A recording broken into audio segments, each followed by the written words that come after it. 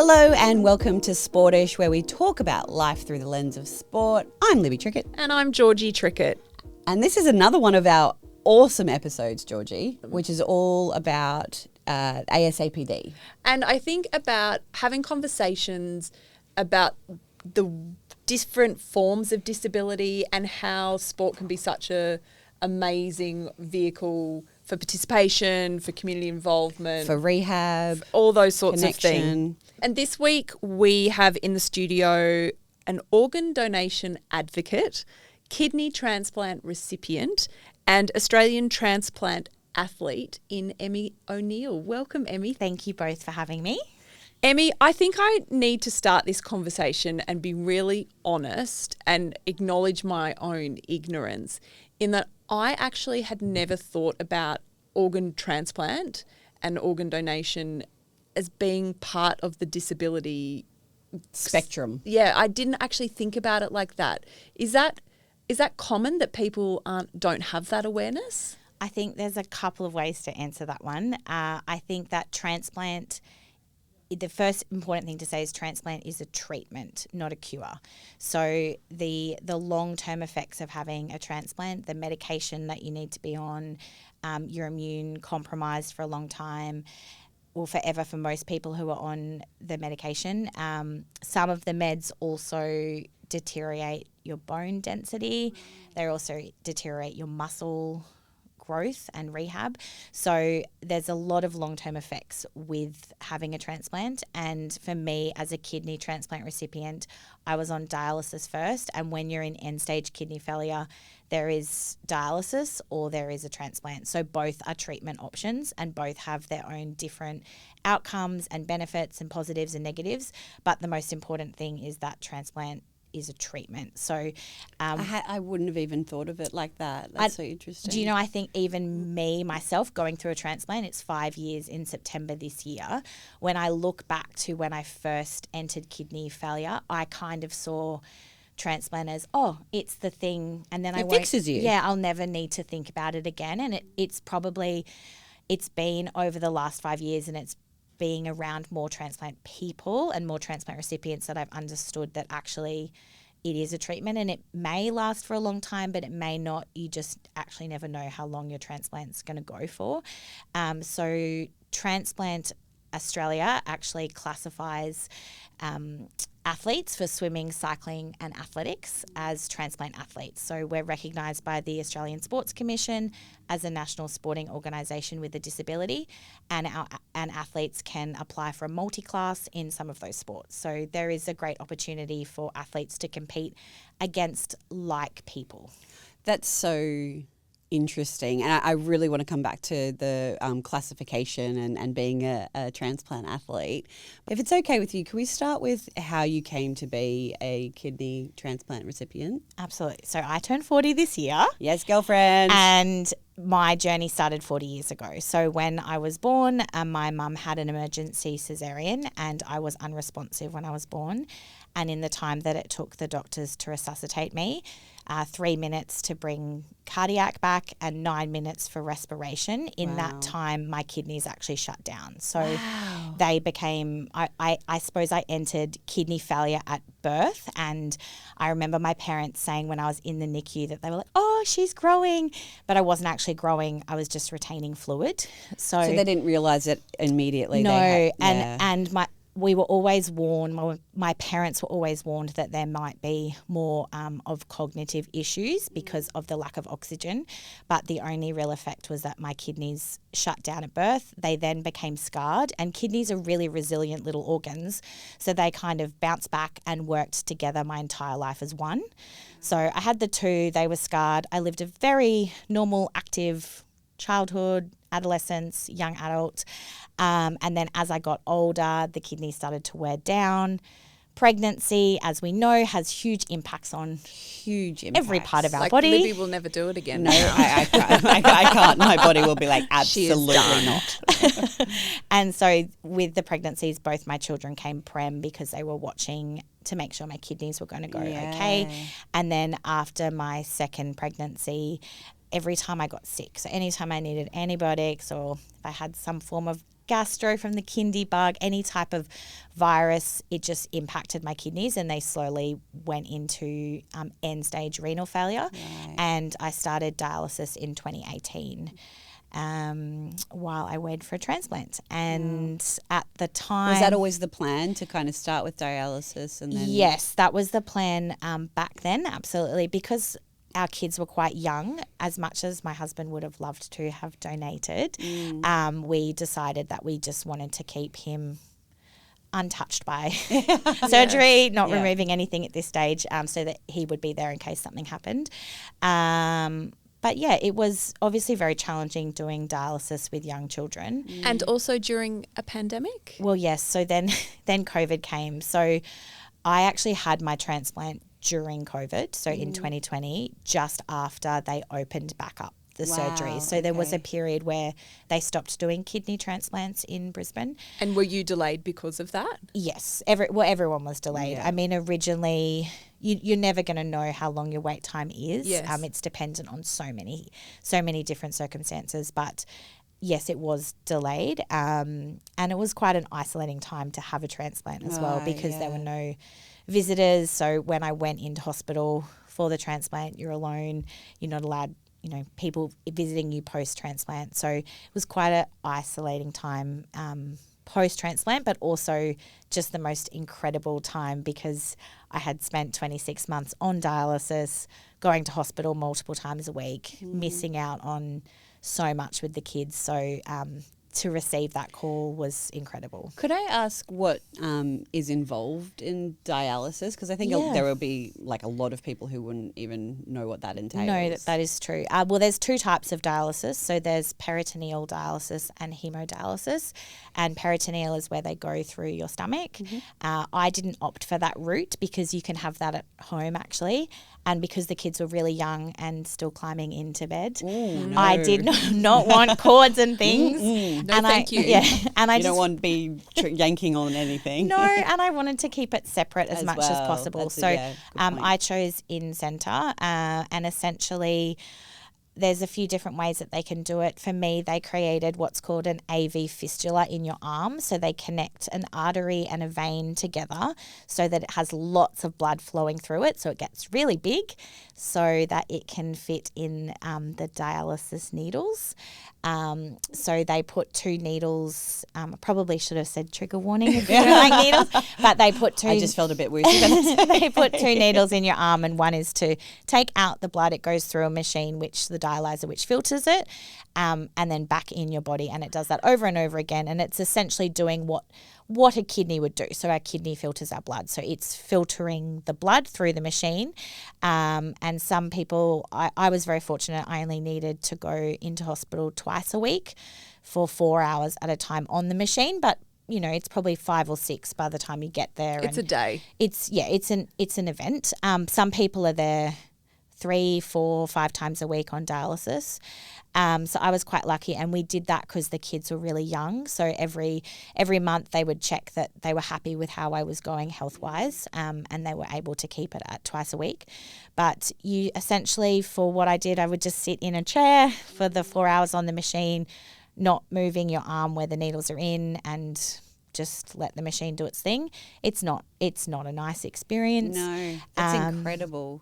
But I got a lot of, I suppose, to connect. For me, I started to get into sport again as an adult on dialysis. Tell us a bit more about that, because if you're sitting for 4 hours, as you come out of the hospital, are you feeling good or are you feeling exhausted? Like, what's the impact of that dialysis on you? You're definitely feeling it. Well, for me, and I can imagine everyone's very different, but for me, I was usually very exhausted after dialysis, and I would go home and sleep or rest. However, as time went on, and probably when COVID started to happen and transplants stopped and then got delayed, I became quite frustrated, I found, after dialysis. So I do have a few memories of post-dialysis going, I'm going for a run now, or I'm going to the pool. And that was just, I guess, a coping mechanism of like being incredibly frustrated that I was at dialysis and like, why is this happening? And that was a way that I coped after dialysis. I'm not sure that that's necessarily recommended, but it was a great release for me. And if I wasn't doing exercise during dialysis, I can only imagine how much my mental health would have struggled. Was exercise a part of your life before you hit dialysis? It was a part of my life when I was younger, for sure. And then in that late 20s, early 30s, it just didn't happen. And then I started to get more sick. So it became quite hard to exercise because I couldn't even walk up the front stairs, as an example, without being completely breathless. So I started swimming just before dialysis started. So a couple of months before I had officially started, just to try and make myself feel a bit better. And I still remember it took me 30 minutes to swim 8 laps. So I would swim a lap, the other end, and then swim back. Really breathless. And I just started to keep going to my local pool and getting faster and feeling better. And then once dialysis started, I started to branch out a little bit more. So I'd probably been doing about 3 to 4 months of dialysis. I started going to the gym. I joined my local F45. I started to do running. And then I found I had done the bridge to Brisbane, and I was like, this is something I've always wanted to do. What else had I always wanted to do?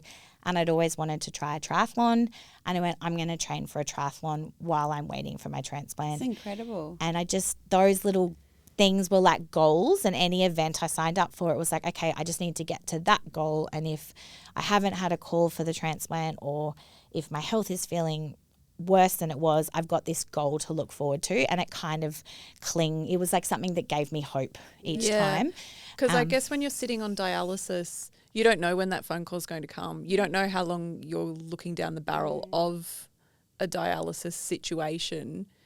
And I can it makes sense now that you had this frustration of not just sitting there for 4 hours, but also how many more of these 4-hour blocks have I got in my life? Yeah.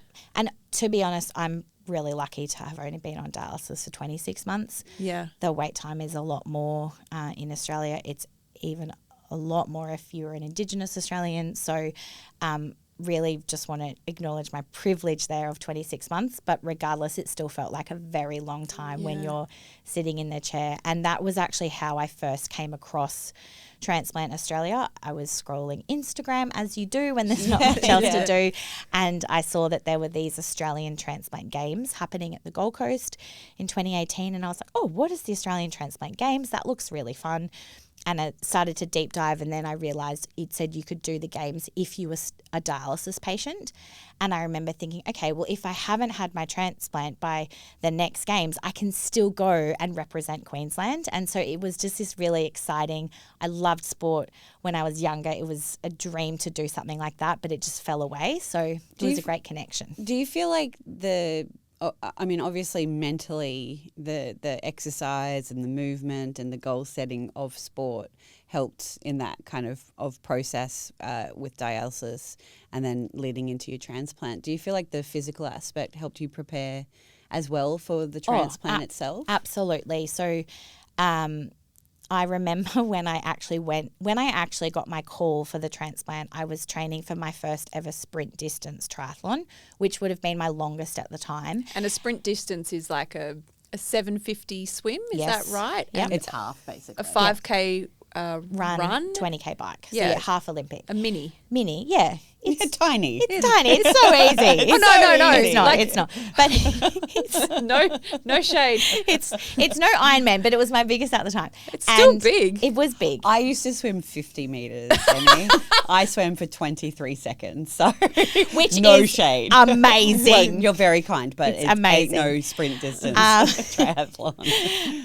But so I was training for this triathlon, and I actually got my call for the transplant 2 days before I was meant to take the start line. So we had this little, you weren't actually training for the triathlon, you were training for the transplant. Oh, how cool. And I was incredibly fit and not sure I'll ever get back to that point. But yeah, there was a lot of jokes around in surgery around how fit I was for the transplant, and absolutely helped recovery.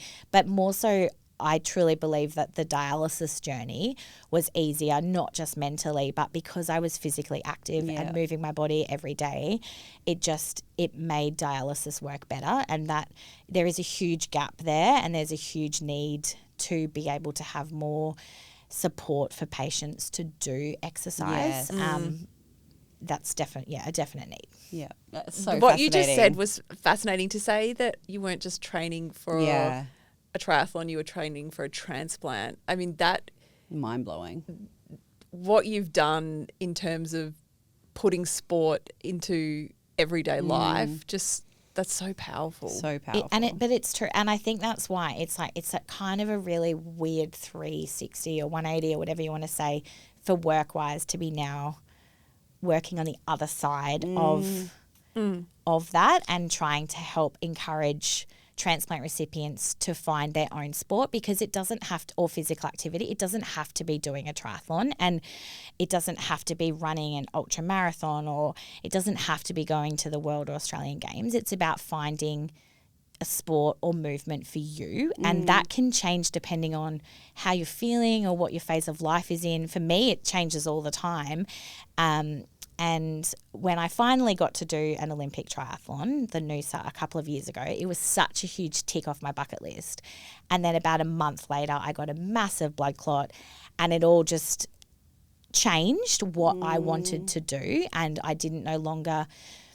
I think the way you exercise definitely changes depending on what phase you're in. And when you're recovering from something like a blood clot, you need to go a little bit slower. You need to go a little bit kinder. And I think that that's what I've learned. When I was on dialysis and I was, training for triathlons, at that point I was so frustrated that I was like, it doesn't matter. I can just go as fast as I can on the bike, and it doesn't matter. There is no limit. But now it's like I have this precious organ that someone donated, someone's family said yes and consented to donating after they passed away. And I really want to protect that. And so the getting on the bike is a lot more nerve-wracking for me. That's so interesting. And so it changes. So what is that process like? Sorry, I'm just gone on a tangent. No, but like, it's so good. What is that process like to know that a family has lost a loved one, and then you're receiving, as you said, this literal... It's really complicated. Miracle. It's a really complicated process, because I still remember when I got the call, like we were on the Sunshine Coast and holidays, and my kids we love to cuddle. Yeah. So they had come in, and it actually showed up on my Garmin that my doctor was calling. And I was like, oh my God, this is it. I was like, got all the information, woke everyone up, and I was really calm, and I'm normally not calm. Yeah. And I remember Greg was like, okay, yep, come on. I said, no, they know we're coming. It's okay. The kids were really excited, and we actually just had so much joy and excitement at that time. Like, they were too young to fully comprehend it all. But they were excited that like I wasn't sick anymore. Yeah. And I think... And then we, drove from Sunshine Coast to Brisbane, and then I was alone because of COVID. Then I started sharing what was happening on my Instagram, and just, I'm going for a CT on my chest, or I'm going to kind of keep people in the loop, because I was genuinely just sitting there bored and alone. And, the transplant may still not have happened at that point. Like, there's, once you get to hospital, it doesn't mean you're actually going to get the transplant. And so there was that for me, so much joy from everyone else. But then I was waiting in the ward on my own, and then the surgeon came in to say that they were actually going to do the surgery the next day. And I was like, okay, that's fine. They said so I'm waiting that night, and I still, that morning, there's not great views from hospitals, but it was quite a fairly nice view from the PA, and there was this beautiful sunrise. And I just remember at that point that I was like, someone else has passed away. Yes. And someone else's family has said yes. And it was this, like so much guilt in some ways, because we were so happy. Yeah. Yes. But someone else had to say goodbye. And I think that that's what is so remarkable about organ donation, is that people do unfortunately pass away. But if they pass away in the right circumstances, it means that they can actually give someone else a second chance of life. And Yeah. it's just such that's such a profound and powerful it is. And so it was really, for me, that moment really hit hard when the sun was rising and I was like, that family has now said goodbye, because at that point my kidney was already in the hospital, and and there's different moments, there's different moments every day where you're very grateful, and survivor's guilt of transplant recipients is something that is spoken of quite a lot. But I think I feel like I'm always someone who tries to live every day the best I can, always trying to say thanks. And as my children are now older, they are understanding what another family went through. Yeah. And, they're 10 and 12, and they talk about how, like, of course we would donate our organs if it meant someone else could have their mum. And I think that's gosh, what a incredible life lesson and to have gift. that. And I think, and the gratitude that you all would experience through that. And everyone still gets stressed by the normal things. Of but course. I think, it's not like we're like wandering around. Kids are hard. We're not like glowing. We're not namasteing all the time. Like, we still get stressed, and but I think at the end of it, there's just this real true appreciation for life. And the effect of organ donation, obviously it's given my children back their mum and Greg his wife, but even my own parents, like, I really saw a shift in my mum because she had been holding on to that for 35 years. Of course. When was that going to happen? And it just something just shifted in her once that has all happened. So, but again, it is a treatment, it's up and down. Yeah. My latest tests were a bit iffy compared to normal, so I've got to have more bloods this week. That's something that is constantly playing on your mind. So you're still getting needles, you're still getting and medicines. you're constantly second guessing yourself. Medication compliance, twice a day, my alarm goes off. Yes. Those things are so important, and you're constantly reminded of the importance of those things. But yeah, absolutely, for me, it has been life-changing. And to then, I suppose in some ways my, I don't know the quite word, but the way I handled dialysis was to do exercise and then to be able to go on and represent Australia at the World Transplant Games and then Queensland last year. Like, it was a real full circle moment, and it was being able to give back, I suppose, to the community and model, how great it is to be able to move your body, and acknowledging that not everyone's transplant journey is like that. So, Emmy, can I ask, and if you don't feel comfortable answering this, it's so fine. With that transplant that you received, how do you think about it in your body? Do you feel like it's you, or do you feel like you carry someone else with you and they're part of who you are? Like, how do you wrap your brain around that? I feel like it's part of me. My daughter at the time called it Beanie, which we thought was like, oh, so cute, kidney bean. But it has since been revealed that my husband bought her a Beanie Boo the morning that she got to see me. So actually, my kidney is named after some weird cat leopard toy, big-eyed thing. Does she still have it? Yeah, we've still got that one. Good. We've got rid of a lot, but we kept that one. So, but like, I still kind of call it Beanie. I do not think of it as not part of me. I remember I had weird things happen after the transplant. Like, I went off coffee and I was really into chai, and I craved fish burgers, which I was like, that's weird. And my hair naturally went curly. It's just stopped so we're hitting 5 years. But I was like, is that something that maybe, like, I had a bit of a woo, is that something? But no, I don't. I feel like it's part of me, but I feel like it's not in the same way when you're growing a child, but similar, like it's part of you. Yes. It's there, and they actually put your transplanted kidney at the front of you. So our native kidneys are at the back, but the new one is at the front. So I'm like, I feel like, you're same. Connected to it. Yeah, it's right there, and it's like, you're taking a deep breath and you're connected to it. So I think I would say I feel like it's part of me and it belongs. It's certainly, I always try and welcome it. And after my transplant, it did take a little bit of time to wake up, they say. So it was a sleepy kidney.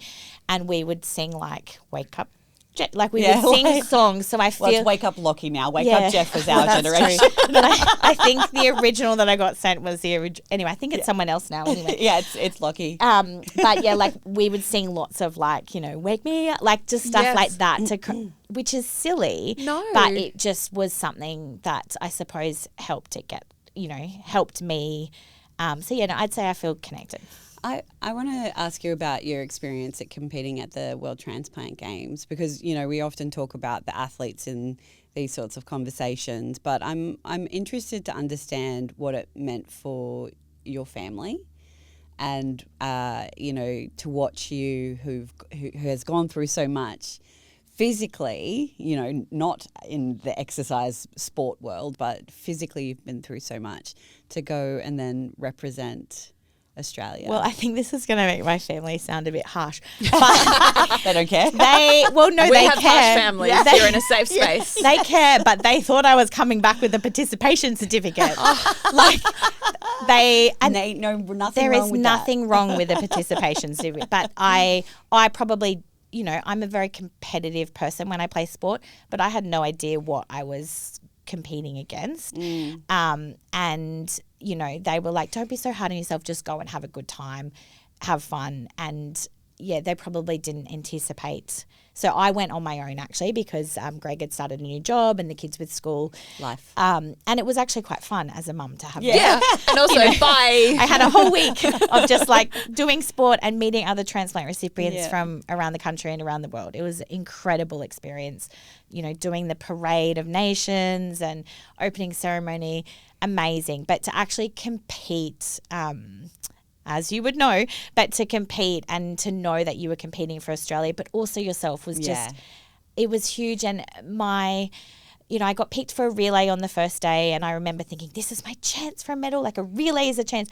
And I swam my 50 metres, not quite 23 seconds, but I think for me, I did a great PB and I was stoked, and we got a bronze for that one. And I was so puffed by the end of that 50 metres. I reckon it took me about 10 minutes to catch my breath back. But that's normal. I was stoked. I was so stoked. And then the following day was the 400 metres, which was always that special event for me because it's what I started swimming in. Yes. So it was the 8 laps. And when I would train for that event, I would always reflect back on that first time, because I was still at the same pool, how long it took me. And every time I'd do a PB, I'd be like, you know, that's taken me this long or this long.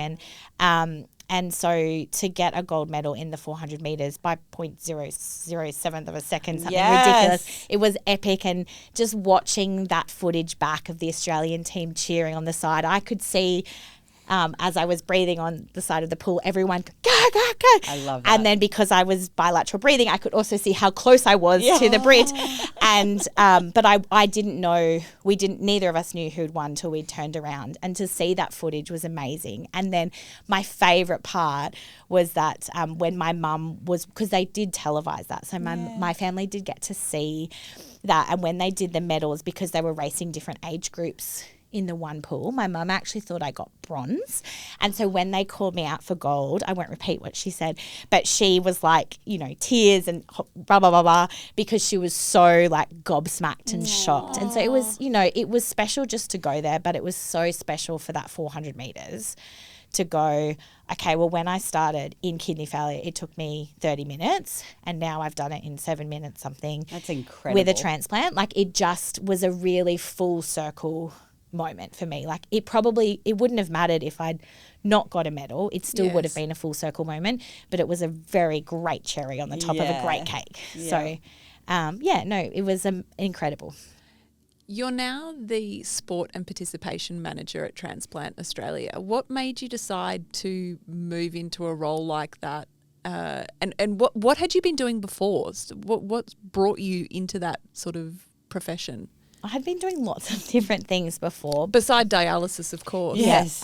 So I had done a lot in terms of marketing, content creation, photography, but I had also done a lot of advocacy work from the time I started dialysis. So working with Donate Life and Kidney Health and Transplant Australia in various speaking on panels, at events and on online forums. So I suppose I'd built up a bit of an advocacy portfolio, and I was very passionate about exercise and transplantation. So when I did see that role that existed for Transplant Australia, I thought that's something that I can really bring my own experience to, from that lived experience perspective, but also I'm just really passionate about people moving their bodies the best way for them, however that is. So, well, we've obviously spoken about the Transplant Games, and that's kind of really grounded in the athletics and swimming, is that right? Well, for the Australian Transplant Games, we just had one in Canberra in 2024. So there was a 6-year break because of COVID. Oh, wow. So that 2018 games that I saw, on Instagram, again, another full circle moment to be one of the leads delivering that games. But we had actually 22 sports. Wow. Well, including board games, but they are fantastic. Yeah. So, swimming, athletics, cycling, triathlon, petanque, lawn bowls, table tennis, badminton. I'm definitely going to forget some sports, but there was lots of sports, indoor rowing, many sports, and a mixture of high intensity, low intensity sports, but the Australian Games really are about participation. So so there are a lot of participation pathways for transplant recipients. absolutely. So we have different programs at Transplant Australia that exist throughout the year, and then every 2 years we have the Australian Transplant Games, and then we're constantly working with national sporting organisations and state sporting organisations to make sure that sports are transplant friendly for people to attend. And what's the age groups that the Transplant Games are open to? So what's your youngest 4. participant? Oh, that's Four, amazing. but I think that we could, I believe four upwards. I think the oldest we had was 80 something. Yeah. And what's the impact of something like the Transplant Games on children in particular and teenagers? I wholeheartedly witnessed this firsthand. Before the World Transplant Games, before I was working at Transplant Australia, I went to a training camp at the Gold Coast in preparation. And there was a family there whose dad had a heart transplant and the 2 children had a heart transplant. Oh, wow. They are fantastic, an incredible family. And they came to this training camp for the first time. And I remember seeing the 2 kids who were teenagers or late teenagers. And they were quite reserved, and they were maybe a little bit unsure of what was happening. We were all like, oh, what transplant have you had? What meds are you on? Yeah. Which is an amazing thing about coming together with the transplant community, much like when you're mum and you go to a mother's group and you can be like, reflux all over me. It's the same, and then so that was, a few months before the games, and then to see them at the World Transplant Games connecting with other young adults and other teenagers, and they were all I just still remember the parade of nations. They were all together and they were taking their selfies and they were, rolling up their uniforms so it looked a bit more swagger, and just seeing them connect and now knowing that they have their own little WhatsApp group and they connect once, they connect whenever they can.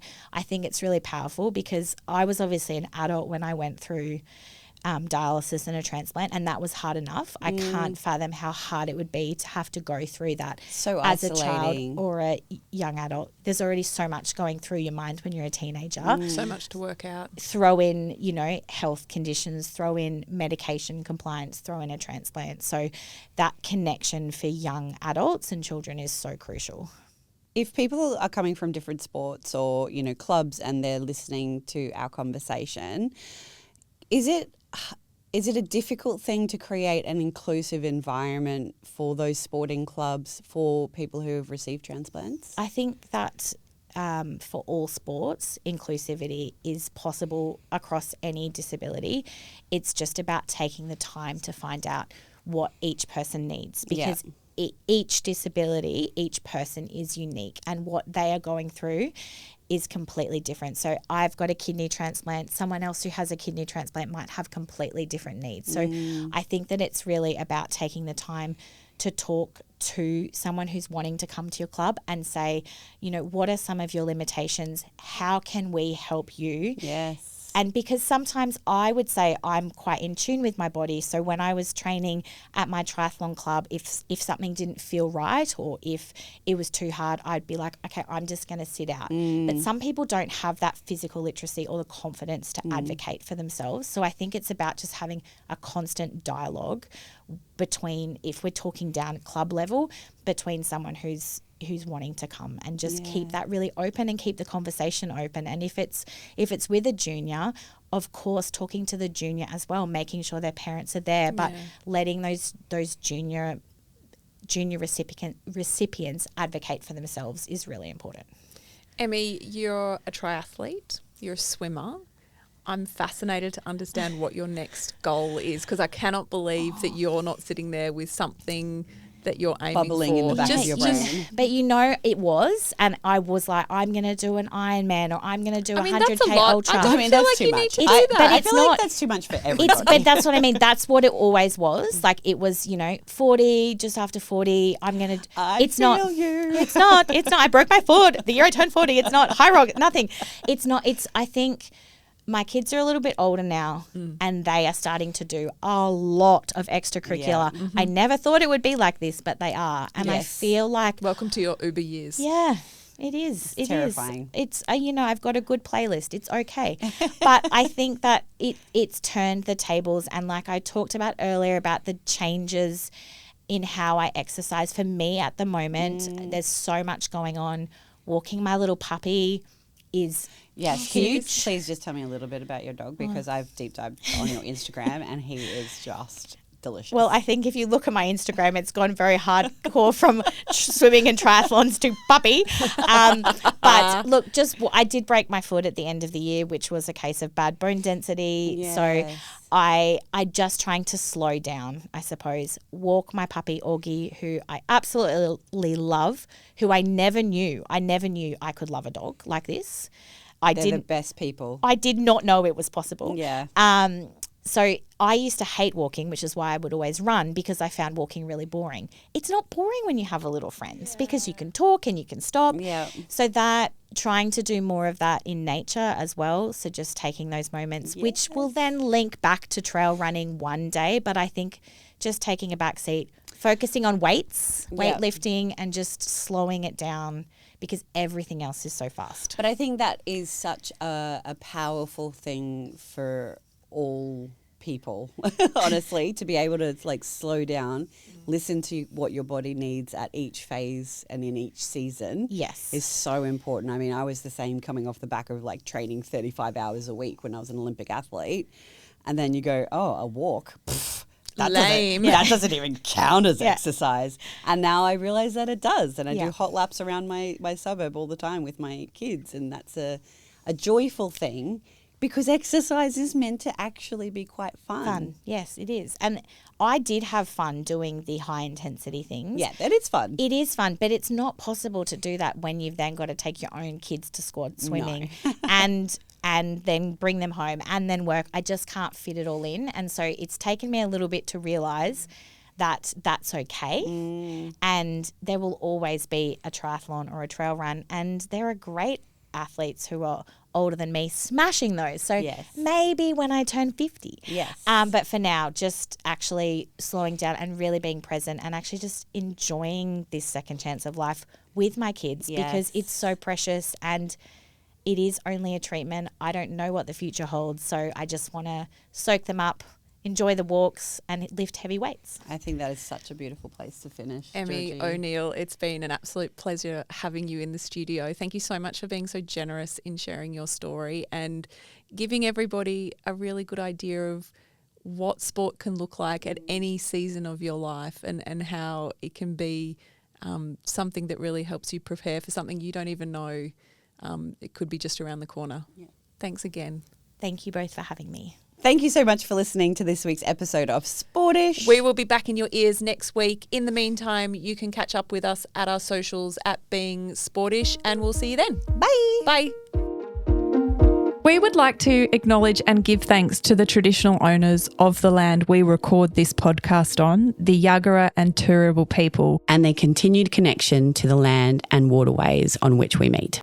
This episode of Sportish is proudly brought to you by Australia's peak disability sports organisation, the Australian Sporting Alliance for People with a Disability, and Transplant Australia.